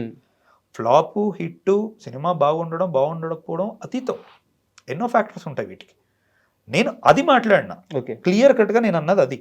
అంటే ఒక వ్యక్తి గొంతు పిసుకుతూ అతను కళాకారుడే కాదు, నీ లోపల నుంచి స్పందించే కళ ఆపేయి, తీయకు ఇంక నువ్వు అని అనే హక్కు అర్హత మనకుందా? ఆ మాట అనాలంటే అర్హత ఉండాలి అన్న. దాన్ని ఆ సదరు ఎవరైతే నాతో ఉన్నాడో రామ్ చాలా క్లియర్గా, అంటే ఎప్పటి నుంచో ఉన్న వాళ్ళకి అనొచ్చా అంటే లీనియన్స్ తీసుకుని నేనేమన్నాను, ఇప్పుడు ఉదాహరణకి మన ఇంట్లో మనం నాన్న తిడితే పడతాం, బయట ఇంకోటి అంటే మనం పడం, ఇద్దరు మనుషులే. ఇక్కడ మనకు ఒక బాండ్ ఉంది మన నాన్నతో, అవును, కష్ట నష్టాలు మనకు తెలుసు కాబట్టి ఒక టాలరెన్స్ ఉంటుంది మనకి. ఆ మాటలో నేను అన్నా, ఓకే 40 సంవత్సరాల నుంచి మీ ప్రేమ మీదంతా అతనికి ఇస్తారు కాబట్టి వాళ్ళు అనొచ్చు అన్న నేను. అంటే దాన్ని మీరు చూసుకుంటే అందులో చాలా క్లియర్గా నేను అక్కడే ఎస్టాబ్లిష్ చేసేసా. ఇంకొకటి, చాలామంది ఆడియన్సే వచ్చి కింద కమెంట్లు చేస్తున్నారు, అతను అన్నది ఇది కాదు, అతను అన్నది ఇది కాదు, అతను అన్నది ఇది కాదు. నేను చెప్పుకోవాల్సిన పరిస్థితి లేదు. అంటే ఒక 100 మంది నా తరపున తను అన్నది ఇది కాదు అంటేనే నేను ఎవరికి నిజంగా ఎక్స్ప్లెయిన్ చేసుకోవాల్సిన పని లేదు. నేను అందుకే ఈరోజు మీరు తీసేంత వరకు నేను అక్కడ ఒక రైటింగ్లో కూడా నేను పెట్టలేదు. ఎంతసేపు అండి, ఇప్పుడు నాకు ఏదో కొంతమంది ఉన్నారు, 14, 10, 16, 17 వేల మంది నాకు కూడా ఉన్నారు ఇన్స్టాగ్రామ్లో. నేను చెప్పాలనుకుంటే పెట్టచ్చు అది, కానీ రియల్గా అది నన్ను ఏం హర్ట్ చేయలేదు. నేను దాని గురించి పెద్దగా ఆలోచించలేదు. ఎందుకంటే భగవద్గీతలో మనకు మాట ఉంటుంది, నువ్వు ఎంత పెద్ద ముచ్చటైనా చెప్పు, వినేవాడి మనస్థితి బట్టి వాడికి అది అర్థమవుతుంది. అది నేను మార్చలేను, అంతే కదా. Either something is wrong with you, something is wrong with your head, నువ్వు అట్లా ఆలోచిస్తున్నావు. అలాగే కదండి పెద్ద పెద్ద రివ్యూవర్లు కూడా, మనకి ఎక్స్ట్రాడినరీ సపోర్ట్ చేసిన ఒక రివ్యూవర్ ఉన్నాడు ఒకప్పుడు, తను కూడా అర్హత అని మాట్లాడాడు. ప్రేక్షకులు, తెలుగు ప్రేక్షకులు ఒక గొప్ప స్టఫ్ ఉంది, ఎవరికైనా డబుల్ రేట్లు ఇచ్చేస్తారు, అతను అర్హత అని మాట్లాడడం వల్లే సినిమా పోయింది ఈరోజు, లేకపోతే సినిమా ఇంకా ఎక్కువ మంది చూసేవాళ్ళు. అలాంటిది ఏమీ లేదండి. నాకు 23 సంవత్సరాల నుంచి జీవితంలో నాకు కాంటాక్ట్ లేని వ్యక్తులు నాకు ఈరోజు ఫోన్ చేశారు. నాకు మొన్నే ఎవరో టీడీపీ ఎమ్మెల్యే ఫోన్ చేశాడు. అంటే ఎక్కడెక్కడి నుంచో ఎవరెవరు చేస్తున్నారు, డైరెక్టర్లు చేశారు, ప్రొడ్యూసర్లు చేశారు. అంటే ఇది ఒక అపోహ, తెలుగు ప్రేక్షకులు దాన్ని చూడలేదని, నేను అర్హత అన్నానని. ప్రేక్షకుడికి అలాంటిదే ఉండదండి. నిజంగా చెప్పాలంటే ఒక వ్యక్తి నాకు ఒకటి ట్యాగ్ చేసి పెట్టాడు, అసలు వీడు ఇంటర్వ్యూలలో ప్రీ రిలీజ్ ఈవెంట్లో ఇంత మాట్లాడుతున్నాడు, ఏం పీకాడో చూద్దాం పదా అని నేను వెళ్ళాను. భయ్యా కానీ చూసి వచ్చాక చెప్తున్నా, చాలా మంచి సినిమా తీసావు నువ్వు. అంటే ఆ మైండ్ సెట్తో వెళ్ళిన వాళ్ళు కూడా కేవలం సినిమా మట్టుకే చూసి బయటికి వచ్చి వేరే రకంగా మాట్లాడే వాళ్ళు ఉన్నారు. ఓకే, అంటే ఒక క్లారిటీ కోసం అడిగాను. అండ్ ఫణీంద్ర నాగశెట్టి ఆస్తి ఎంత సార్? నేనే. అంటే ఎందుకు అడిగానంటే ఎప్పుడూ డబ్బు వెనక పరిగెత్తడం లేదు, మనసుకు నచ్చిన పని చేస్తున్నారు. బట్ ఇక్కడ సర్వైవ్ అవ్వాలంటే, ముఖ్యంగా ఇండస్ట్రీలో సర్వైవ్ అవ్వాలంటే ఒక ఒక పాత సామెత ఉంది, స్టూడియోలకి ఆటోలో వెళ్ళకూడదు, కారులోనే వెళ్ళాలి అని చెప్పేసి. ఓకే, నేను ఇప్పుడు బండి మీదే వచ్చాను మీ దగ్గరికి అయితే. సో అసలు మీరు ఎంత సంపాదించారు, మీ ఫ్యామిలీ నేపథ్యం ఏంటి, ఎందుకు మీరు ఇంత సెలెక్టివ్గా వెళ్తున్నారు, అది మీకు ఎలా సర్వైవింగ్ ప్రాబ్లం లేకుండా చేస్తుంది, కాస్త క్లియర్గా చెప్తారా? ఒకటి, I come from a very good family. Okay. అంటే డబ్బు గురించి ఎప్పుడు ఇబ్బంది పడి అలాంటిది ఏం లేదు. ఇంకోటి ఏంటంటే, అంటే మీరు రచయితగా నా గురించి ఎంత మాట్లాడుతున్నారో, నేను ఒక్కసారి ఫినాన్షియల్ లిటరసీ గురించి మాట్లాడడం మొదలెడితే మీరు అంతే షాక్ అవుతారు. బికాస్ నాకు ఇన్వెస్ట్మెంట్స్ కానీ, ఈక్విటీ కానీ, స్టాక్ మార్కెట్స్లో కానీ చాలా లాంగ్ టర్మ్ ఇన్వెస్టర్ నేను. అంటే నాకు ఎప్పుడైనా సరే ఒక 4 రాళ్ళు నీ దగ్గర ఉన్నాయి అంటే వాటిని నీకోసం ఎలా పనిచేయించుకోవాలి అనేది నాకు మను తర్వాత నేను నేర్చుకున్నాను. Okay. So it's been almost 6-7 years that I'm very active in investing. I don't trade. 9:30కి పొద్దున స్టాక్ మార్కెట్లోకి వచ్చి 3:30కి వెళ్ళేది కాదు. సో అంటే వెరీ గ్రేట్ కంపెనీస్ చూసుకొని సైక్లికల్ ఇన్వెస్టింగ్ కానీ, గుడ్ స్టాక్స్ కానీ, అప్రిషియేషన్ వేటికి ఉంటుంది, ఫ్యూచర్లో ఏవి పెరుగుతాయని నాకు తెలిసి I park my money very carefully there. ఈరోజు అది చిన్న మనీ అయి ఉండొచ్చు, బట్ యునో అట్లీస్ట్ అంటే నేను 2020-21లో పెట్టినప్పుడు అది వేరు. ఈరోజు నాకు ఇంకొక 4-5 years నేను చాలా హ్యాపీగా సర్వైవ్ అయ్యేటట్టు ఉంది, అంటే ఎవరిని చేయి అడగకుండా. ఐ థింక్ ఎక్కడో నాకు అదే చాలా ధైర్యం ఇస్తుంది. ఓకే. అంటే నేను సినిమా గురించి ఎంత రీసెర్చ్ చేసి తెలుసుకొని అలా ఉంటుందో, I'm the same guy when it comes to equity and stock market and investing. So అంటే ఒక హెల్దీ ఫినాన్షియల్ లైఫ్ అనేది చాలా ఇంపార్టెంట్. ముఖ్యంగా నీ యాటిట్యూడ్ని కాంప్రమైజ్ అవ్వకుండా ఉంచుకోవడానికి ఆ చెయ్యి చాచి, ఎందుకంటే డబ్బు మనల్ని చాలా విషయాల్లో మనం వెనకడుగు వేసేలానో సర్దుకుపోయేలా చేస్తుంది. అది నాకు రాకూడదు అని అనుకున్నా. Touch wood, God has been very kind to me. All those things are good. Madhuram cinema స్టార్టింగ్లో అది సినిమానే అందాం దాన్ని, షార్ట్ ఫిల్మ్. సుమ గారు కూడా అదే అన్నారు. సో మధురం స్టార్టింగ్లో మీరు ఒక లైన్ వేస్తారు, నా టీమే నా కుటుంబం అని చెప్పేసి, నా బృందమే నా కుటుంబం అని చెప్పేసి. ఇప్పుడు ఇన్నేళ్ల తర్వాత మీరు 8 వసంతాలు సినిమా చేస్తున్నప్పుడు మీకు మళ్ళీ ఆ మధురం హీరోనే ఇన్ని సంవత్సరాల తర్వాత కూడా మీతోనే ఉన్నారా? మళ్ళీ ఆయన్నే తీసుకోవడానికి కారణం ఏంటి? ఇన్ని సంవత్సరాలు ఏం లేదు, తన జీవితం తను ఉండే. అప్పుడప్పుడు ఓన్లీ మేము మాట్లాడుతూ ఉండేవాళ్ళం ఫోన్లో. సినిమా ప్యాషన్ తనకి ఉండేది, నాకు ఉండేది. ఇప్పుడు ఇనిషియల్గా ఇది నేను పెద్దవాళ్ళతో చేద్దాం అనుకుని వెళ్ళానండి మైత్రికి. అంటే దీపిక పాడుకునే, సూర్య ఇలాంటి వాళ్ళతో చేద్దాం, సంజయ్ పాత్ర సూర్యకి, శుద్ధి పాత్ర దీపికకి, ఇలానే రాసుకున్నాను. అందుకే ఆ డైలాగులు అవి కూడా అంత బలంగా ఉంటాయి. అక్కడికి వెళ్ళిన తర్వాత ఎక్కడో వాళ్ళు ఒకసారి కొత్త వాళ్ళతో అయితే ఇంకా బాగుండొచ్చు, పెద్దవాళ్ళతో మనకి కొన్ని ఇబ్బందులు ఉండొచ్చు, ఉండకపోవచ్చు, తెలీదు, కథ ఎక్కడైనా పాడవుతుందేమో, ఒక్కసారి ఆలోచించు అని అన్నారు. అప్పుడు కంప్లీట్లీ కొత్త వాళ్ళతో వెళ్దాం అనుకున్నప్పుడు నేను ముఖ్యంగా క్లైమాక్స్ కనుక చూసుకుంటే ఒక 14 నిమిషాలు ఒకే దగ్గర కూర్చొని, మనిషి కూర్చొని ఎన్నో ఎమోషన్స్ని చెప్పగలిగే ఒక వ్యక్తి కావాలి నాకు. 8 సంవత్సరాల జర్నీని చెప్పాలి. 8 సంవత్సరాల జర్నీని తను స్క్రాప్ యార్డ్లో ఏరుకునే దగ్గర నుంచి ఈ అమ్మాయిని గెలుచుకునే వరకు ఎమోషనల్ ఫ్లో అవ్వాలి అని అనుకున్నా. అప్పుడు నాకు ఆబ్వియస్లీ టచ్లో ఉన్నాం కాబట్టి ఈ వ్యక్తి చేయగలుగుతాడు, ఇది పుల్ ఆఫ్ చేయగలుగుతాడని నేను నమ్మి ఇచ్చాను. ఓకే. అండ్ సినిమాలో నా కంప్లైంట్ ఏంటంటే సిరివెన్నెల గారి పాట ప్రస్తావన తీసుకొచ్చారు. సో ఎక్కడైనా ఆ పాటని ఎక్స్ప్లెయిన్ చేస్తారేమో, ఒక సీన్ ఉంటుందేమో, ఒక డైలాగ్ ఉంటుందేమో అని చెప్పి ఎదురు చూశాను. సో ఎందుకు పెట్టలేదు? అది శుద్ధి అలా ఎక్స్ప్లెయిన్ చేస్తుంటే ఎంతసేపు అవుతుంది అని మేము ఒకసారి ఊరికే డ్యూరేషన్ తీసుకున్నాం. ఓకే.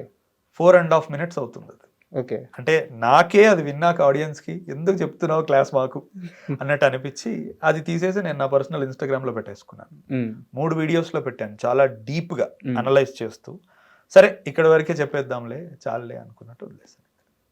అండ్ మిమ్మల్ని బాగా ప్రభావితం చేసిన లిరిక్ రైటర్స్ అంటే ఎవరు చెప్తారు? లిరిక్ రైటర్సే అనే కాదు, రచయితలైనా పర్లేదు, ఎందుకంటే మనకి సినిమాలో చలంగారి ప్రస్తావన ఉంది.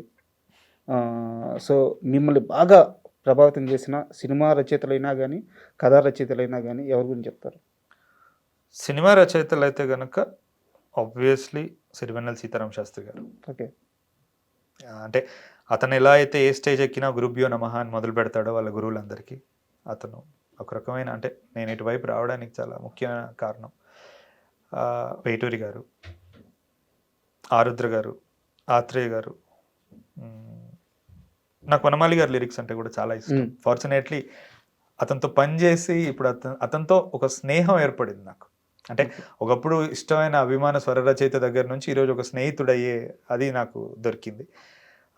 సినిమాటిక్గా విశ్వనాథ్ గారు అంటే కూడా నాకు చాలా ఇష్టం. ఓకే. అంటే తన పాత్రల్ని చెక్కే విధానము, కళకి ప్రాధాన్యత ఇచ్చే విధానము. జంధ్యాల గారు చాలా ఇష్టం. అంటే పద ప్రయోగాలు అతను వాడే విధానం కానీ, కొత్త ఈవి గారు అంటే కూడా అంతే ఇష్టము. బాగా అంటే ఇంతమంది ఇష్టమైన వాళ్ళ పేర్లు చెప్పాను, కానీ బాగా ప్రభావితం చేసిందంటే మటుకు సిరివెన్నెల సీతారామ శాస్త్రి గారు. ఓకే. Hands down. అండ్ రచయితల విషయానికి వస్తే నేను ఎన్నోసార్లు చెప్పాను, మళ్ళీ మళ్ళీ చెప్తున్నాను, దేవరకొండ బాలగంగాధర్ తిలక్. అంటే ఎక్కడో ఆయన ప్రాణం ఎప్పటికీ నాలో ఉంటుంది అని నాకు అనిపిస్తూ ఉంటుంది. ఓకే. అమృతం కురిసిన రాత్రి, ఉన్న తిలక్ కథలు చదివినప్పటి నుంచి. అండ్ శ్రీశ్రీ. అంటే శ్రీశ్రీ ఎలా అంటే చాలా ఆవేశపూరితంగా ఉన్నప్పుడు నాకు గుర్తొస్తాడు, కానీ చెమ్మ తగలాలి అన్నప్పుడు ఎప్పుడు తిలక్ ఉంటాడు నాలో. చలం ఎప్పుడు తట్టలేదా మిమ్మల్ని? Chalam is a very dangerous guy అండి. అంటే అందుకే అడిగింది తట్టలేదా అని. అంటే నాకు ఎలా అంటే చలం, మణిరత్నం ఒకలా అనిపిస్తారు. ఓకే. వాళ్ళ నుంచి దూరంగా ఉండాలనుకుంటా నేను. ఎందుకంటే ఒకసారి అందులో పడ్డామంటే మనం అటే వెళ్ళిపోతాం, మళ్ళీ బయటకు వచ్చే అవకాశం ఉండదు. నేను మైదానం చాలా రీసెంట్గా చదివాను. ఓకే. ఒక 1 year బ్యాక్ చదివాను నేను మైదానం. చదివాక నేను చాలా డిస్టర్బ్ అయిపోయాను. ఎందుకంటే ఏమవుతుందంటే అండి, ఒక చిన్నపాటి హెల్ప్లెస్నెస్ వస్తుంది.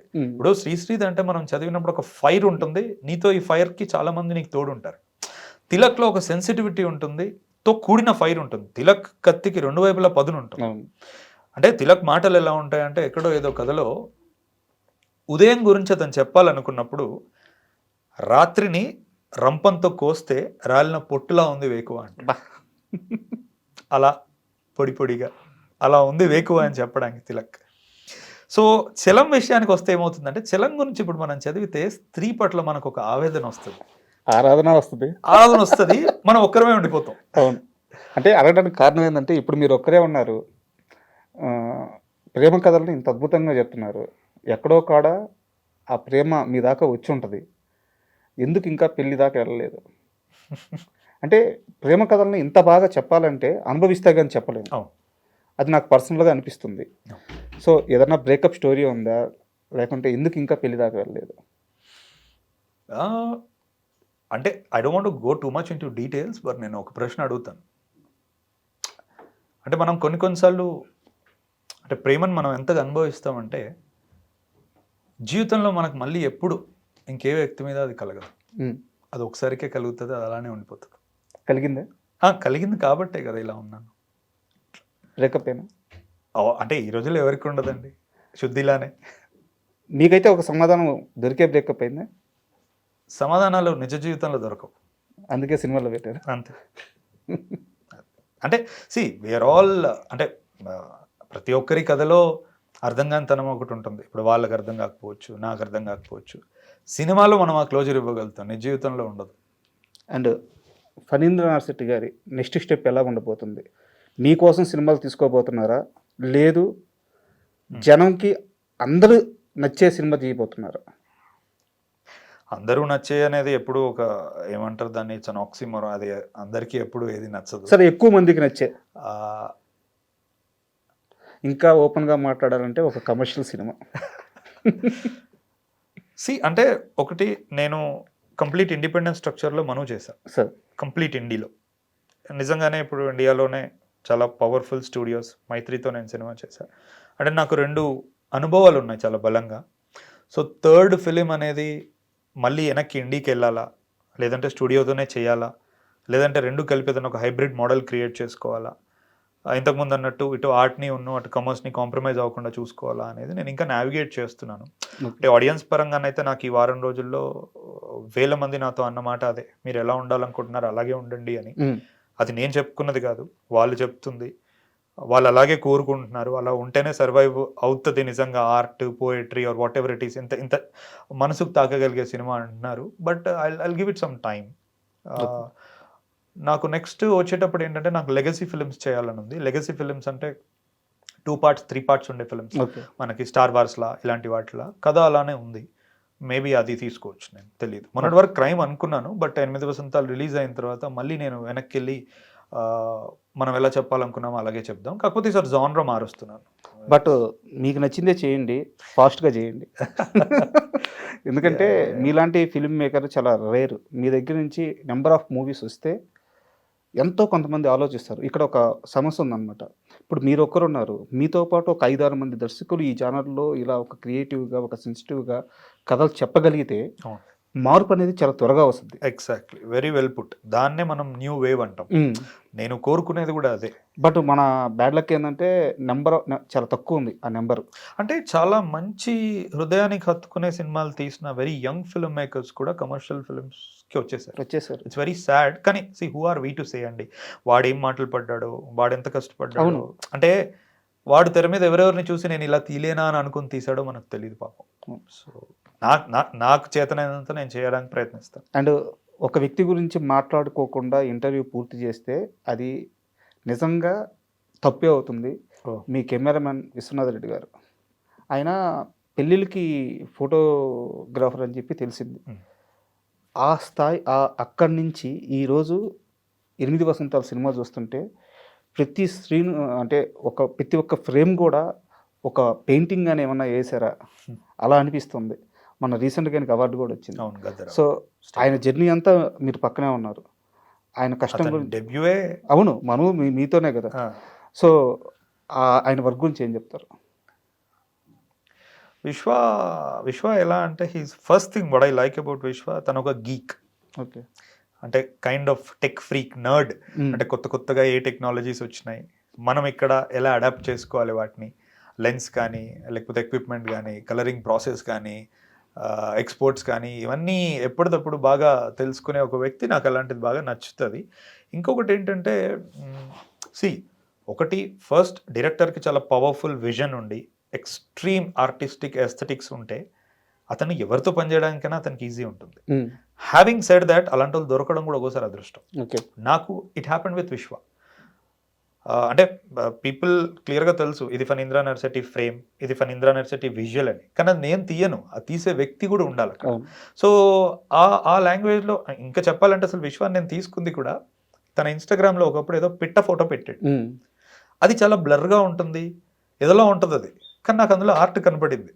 నేను అది చూసి ఈ వ్యక్తి సినిమా తీయగలుగుతాడని నేను నమ్మాను. అండ్ అంతకంతకి విశ్వ పెరుక్కుంటూనే పోతున్నాడు. గామి కానీ, అంతకుముందు మను కానీ, ఇప్పుడు 8 వసంతాలు కానీ. సో నేను విశ్వ కూడా అందుకే అదే చెప్తూ ఉంటా, విశ్వ చాలా జాగ్రత్తగా ప్రాజెక్ట్స్ చూస్ చేసుకో. ఎందుకంటే ఇప్పుడు మనుకి గామికి మధ్యలో వేరే సినిమాలు రావచ్చు, గామికి 8 వసంతాలకు మధ్యలో వేరే సినిమాలు రావచ్చు. అంటే జనరల్గా రాజర్ డీకిన్సన్ ఒక one of the greatest cinematographers contemporary ఉన్నాడు. హాలీవుడ్లో ఎలా ఉంటుందంటే అతను ఒక కథ తీసుకున్నాడు అంటే ఇర్రెస్పెక్టివ్ అతను ఏ డైరెక్టర్తో అయినా పనిచేయని, అతను ఒక కథ పిక్ చేసుకున్నాడు అంటే అది ఒక గొప్ప కథ అని నమ్మే స్థాయికి ఆడియన్స్ వచ్చేసారు.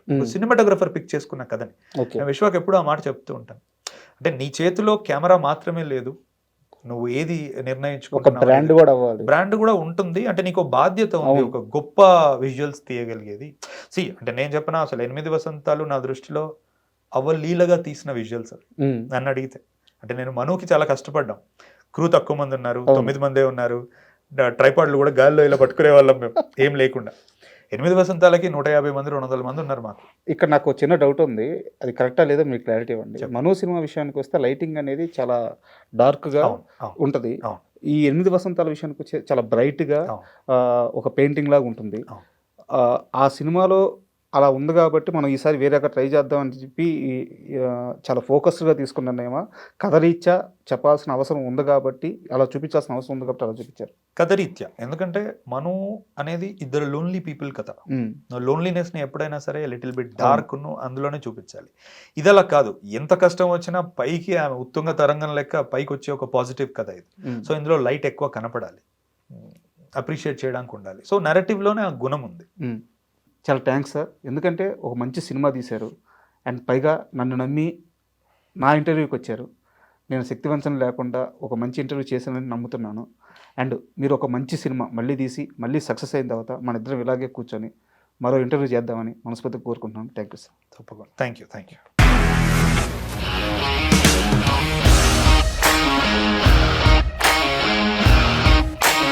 ఇండస్ట్రీలో కమిట్మెంట్ ఇష్యూస్ వస్తే నీకు కూడా వచ్చినట్టు. మార్నింగ్ తీసుకెళ్ళాడంటే కొట్టి పడేస్తాడు.